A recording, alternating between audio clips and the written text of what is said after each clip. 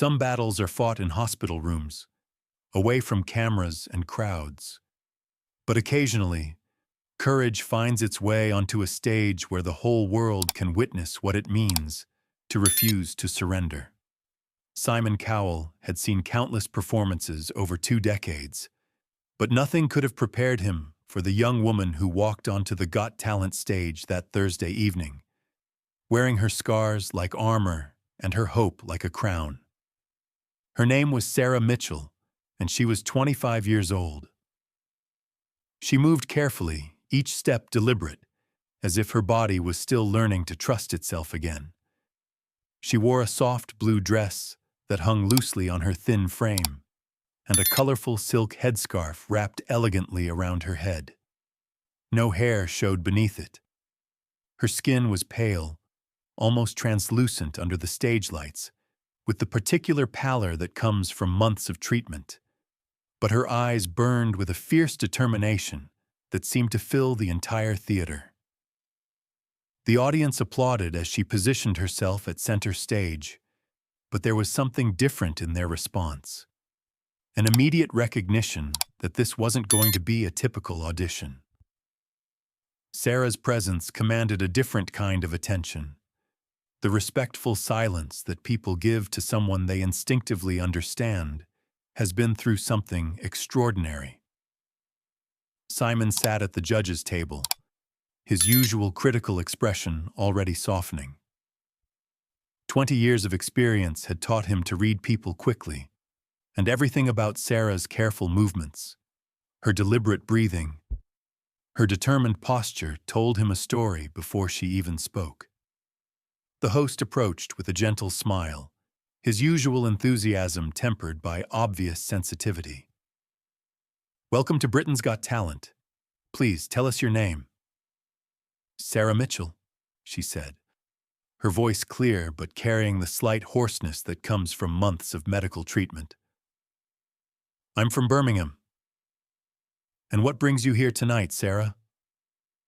Sarah's hand moved unconsciously to touch the scarf on her head, a gesture that spoke volumes.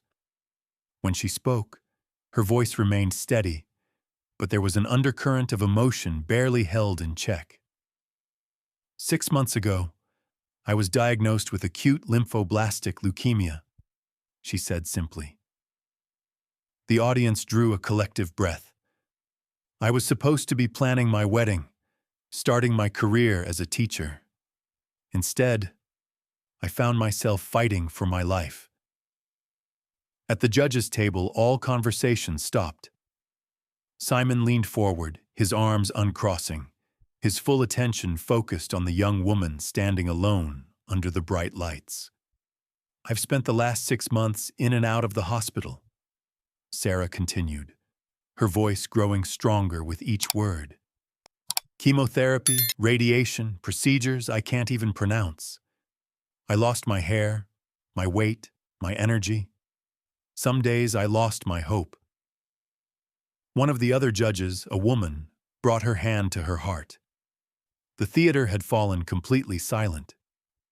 "But I never lost my voice," Sarah said, and now there was steel in her tone. "Music was the one thing that stayed with me through everything. When I was too weak to get out of bed, I would sing. When the treatments made me sick, I would sing. When I was scared I might not see my next birthday, I would sing." She paused, looking out at the audience, then directly into one of the cameras. "3 weeks ago, my doctors told me I'm in remission. I'm not cured yet. That will take time. But I'm winning this fight. And tonight, I want to celebrate that. I want to show everyone watching that cancer might change you, but it doesn't have to break you." The host's eyes were already wet. He nodded, stepping back respectfully. "What will you be performing for us tonight?" "Stronger, What Doesn't Kill You," by Kelly Clarkson, Sarah replied. "Because that's exactly what I am now. Stronger." Then she did something that no one in the theater expected.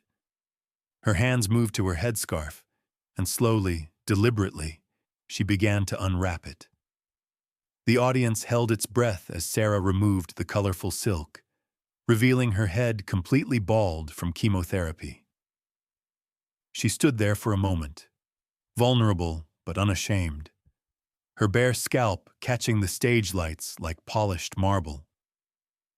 "This is what fighting looks like," she said quietly, but her voice carried clearly through the theater's perfect acoustics. "This is what refusing to give up looks like." Simon stood up from his chair, not slowly, not with hesitation, but immediately, as if something inside him couldn't remain seated. The other judges turned to look at him, but he was focused entirely on Sarah, his expression one of profound respect and admiration. The backing track began, and Sarah gripped the microphone with both hands. When she started to sing, her voice was pure and powerful, carrying none of the weakness that her appearance might have suggested. She sang about survival, about finding strength in places you never knew existed, about becoming more than you ever thought possible. "What doesn't kill you makes you stronger. Stand a little taller. Doesn't mean I'm lonely when I'm alone." The audience was transfixed. This wasn't just a performance. It was a declaration of war against despair, sung by someone who had looked death in the eye and chosen to live instead. Sarah's voice grew stronger with each note, as if the act of singing was literally rebuilding her before their eyes. Simon walked onto the stage, but he didn't interrupt. He simply stood at the edge of the performance space, watching Sarah with an intensity that was almost spiritual. This wasn't about judging talent. This was about witnessing the human spirit in its most powerful form. "You think you got the best of me? Think you've had the last laugh? Bet you think that everything good is gone?" Sarah sang with her eyes closed now, completely lost in the music, completely present to her own story of survival. The other judges were crying openly. In the audience there wasn't a dry eye to be found. People weren't just watching a performance. They were watching someone transform their pain into power in real time. As she reached the chorus again, Sarah's voice soared, filling every corner of the theater with a sound that was part defiance, part celebration, part pure joy. She was singing about her own resurrection, about choosing to be stronger rather than bitter, about turning the worst thing that had ever happened to her into proof of what she could survive. Simon remained on stage, his own face wet with tears he made no attempt to hide.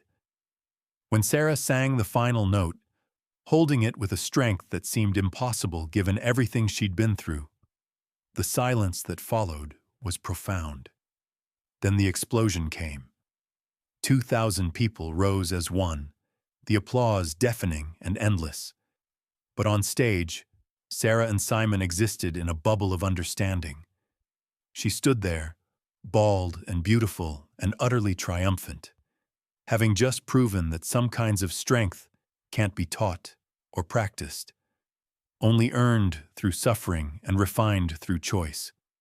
Simon approached her slowly, his voice thick with emotion when he finally spoke. "Sarah," he said, and his voice cracked on her name. "In 20 years of doing this, I have never, ever seen anything more courageous than what you just did." He turned to address the audience, then back to Sarah. "You didn't just perform for us tonight. You showed us what a real superhero looks like. Not someone with powers they were born with, but someone who found strength they never knew they had."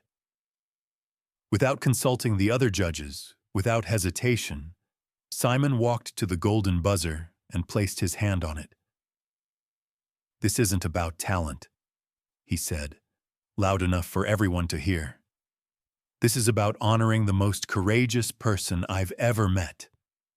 He pressed the golden buzzer. Golden confetti exploded from the ceiling, the lights turned gold, and the music blared. But Sarah barely noticed the spectacle.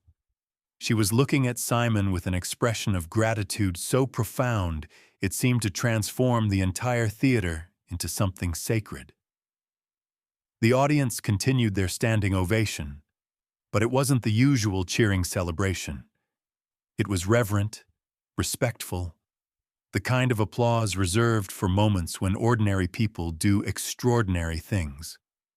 After the cameras stopped rolling, the celebration continued for nearly an hour. Sarah was surrounded by audience members, judges, crew members, all wanting to thank her for sharing her story, for showing them what real courage looked like. Simon stayed with her long after everyone else had left. They talked about fear, about hope, about what it means to find purpose in pain. Before she left the theater, he gave her his personal phone number. "When this airs," he said, "your life is going to change. You're going to inspire millions of people. But more than that, you're going to give hope to everyone fighting their own battles. If you ever need anything at all, you call me." Sarah's audition aired 4 weeks later and became the most watched Got Talent moment in the show's history. But more importantly, it sparked a global conversation about cancer, about survival, about what it means to find strength in the darkest moments. Sarah established a foundation to provide music therapy for cancer patients. She continued treatment while also continuing to perform, using her platform to spread hope and raise money for research. 2 years later, she was declared cancer-free.